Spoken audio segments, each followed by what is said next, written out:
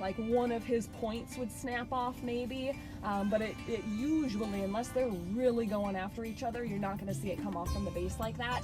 This is just a natural dropping process. Sometimes they lose both of them at once. Sometimes one falls off and then 2 days later the other one falls off. So they're just lopsided for a little while. Somebody has to go find him? What's that? Somebody has to go find him? We do, yeah.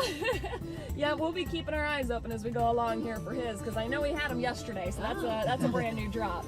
But look at that, yeah. It looks like yes, it looks still like it blood should on hurt. there. What's that? Looks like it should hurt. You'd think, but it really doesn't. That's called an antler pedestal right there, is where that bloody disc is, and it very quickly just covers with a little fleshy part, and then the antler will grow right through that same area. So that's where their antlers come every single time, is from that same dish, that antler pedestal. And the reason that they get the fuzzy stage, that velvet as we call it, that's actually a blood cell. So it's like exterior veins kind of, where it supplies the nutrients and the blood flow, because when the bone is growing, it needs nutrients and blood supply to grow.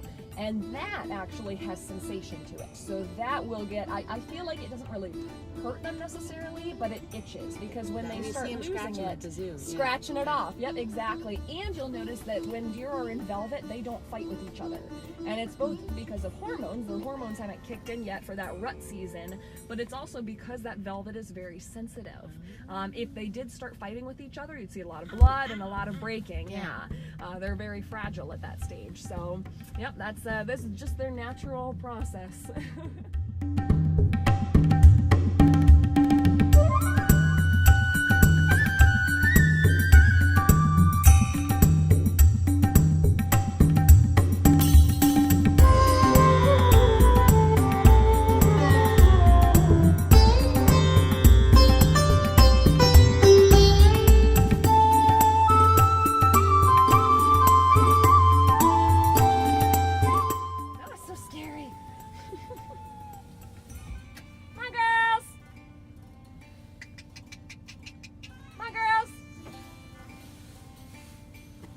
So again, just the Przewalski's horses. Now that you can see them close up, you'll notice a few traits that they have that domestic horses don't.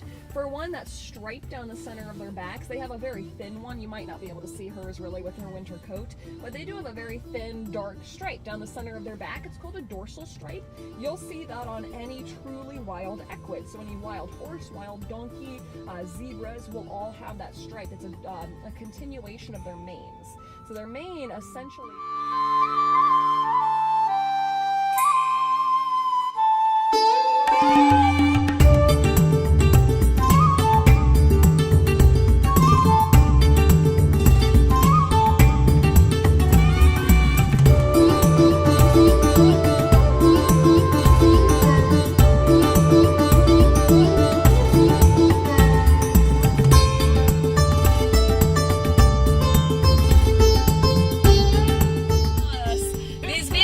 I don't know if he thinks that they're a camel trying to get his girls, but he will drive us away from his females. We're gonna have to start right here.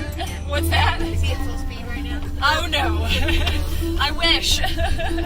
I wish that was full speed. He can actually run about 35 miles an hour. There he comes. Oh, there he is. Oh my goodness gracious.